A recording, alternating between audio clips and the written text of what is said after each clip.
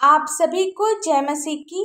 मेरे प्रियो, प्रार्थना के द्वारा हम सभी अपने दुखों को परमेश्वर से कह सकते हैं। परमेश्वर चाहते हैं कि हम सभी दुख के समय में, तकलीफ के समय में, समस्या के समय में, बीमारी के समय में प्रार्थना करें, ना कि परमेश्वर को कोसे। वचन में हम अय्यूब के विषय में जानते हैं। उसने अपने जीवन में बहुत से दुखों का सामना किया और ऐसे दुख के समय में भी वह परमेश्वर से प्रार्थना करता रहा।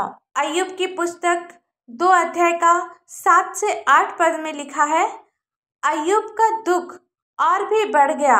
अय्यूब को पाँव के तलवे से ले सिर की चोटी तक बड़े बड़े फोड़ों से पीड़ा किया। मेरे प्रियो, वचन में आगे बढ़ने से पहले जितने भी भाई बहन इस चैनल में नए हैं, चैनल को सब्सक्राइब करें ताकि परमेश्वर की प्रत्येक वीडियो आप तक पहुंच सके। मेरे प्रियो, शैतान ने अय्यूब के जीवन में दुख को लाया। अय्यूब के पाँव के तलवे से लेकर सिर की चोटी तक बड़े बड़े फोड़े दिए, जिसके कारण उसकी पीड़ा बढ़ गई। जैसे जैसे अय्यूब की पीड़ा बढ़ती गई, वह उलझन में पड़ गया और हर इंसान की तरह अय्यूब भी अपने दुख से निराश हो गया। पर सिर्फ वह निराश हुआ, परमेश्वर को कोसा नहीं। 10 पद में अय्यूब ने कहा, क्या हम जो परमेश्वर के हाथ से सुख लेते हैं दुख ना ले? मेरे प्रियो, अपने जीवन में इतना दुख देखने के बाद भी अय्यूब ने मुंह से पाप नहीं किया, यानी उसने अपने मुंह से कभी भी परमेश्वर के प्रति बुरा नहीं बोला। उसने कहा कि परमेश्वर जो हमें सुख देता है वह हमें दुख भी दे सकता है। पर हम मनुष्यों का मन अय्यूब की तरह नहीं है। हम सभी अपने जीवन में दुख को देखकर, परेशानी को देखकर परमेश्वर को कोसते हैं और कहते हैं कि ये दुख और तकलीफ हमें ही देना था। पर हमें ऐसा नहीं करना है। हमें अय्यूब की तरह सोचना है कि जो परमेश्वर हमारी भलाई के लिए सोचता है, उसका दुख भी हमारी भलाई के लिए है। अय्यूब की पुस्तक 7 अध्याय का 11 पद में लिखा है, इसलिए मैं अपना मुंह बंद न रखूंगा, अपने मन का खेद खोल कर कहूँगा। इस वचन में अय्यूब अपने मन की बातों को, अपने दुख को परमेश्वर से खोल कर कहने को कह रहे हैं।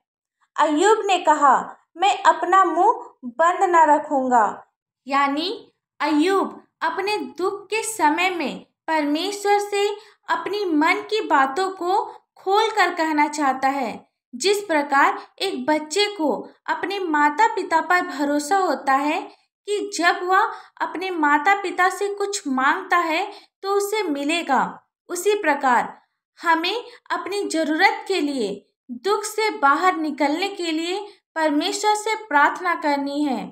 प्रार्थना के द्वारा परमेश्वर को अपना दुख बताना है, तब हमारी प्रार्थना सुनी जाएगी और हम सभी अय्यूब की तरह दुख से बाहर निकल सकते हैं। आप विश्वास करें, प्रभु आपको इस वचन में आशीष दे। आइए हम सब प्रार्थना करें। धन्यवाद धन्यवाद धन्यवाद हो पिता परमेश्वर। Hallelujah hallelujah hallelujah. स्तुति स्तुति स्तुति हो राजाओं के राजा, प्रभु के प्रभु। पिता, हम आपको लाखों लाख धन्यवाद देते हैं आज के सुंदर से दिन के लिए पिता, और विशेषकर आज के सुंदर से वचन के लिए आपको धन्यवाद देते हैं पिता।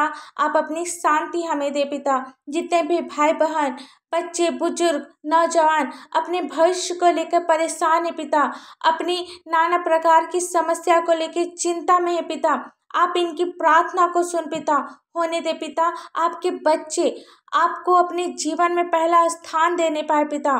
पिता, आप इनकी प्रार्थना को सुन पिता, और पिता हर एक का उत्तर दे पिता। जितने भी लोग आज बिस्तर में हैं, यीशु मसीह के पवित्र मीठे नाम से पिता, हर एक बीमारी दूर होने पाए पिता। आप अपना पवित्र हाथ इन पर बढ़ा पिता, इन्हें छू पिता, ताकि ये सभी चंगाई को अपने जीवन में प्राप्त करने पाए पिता।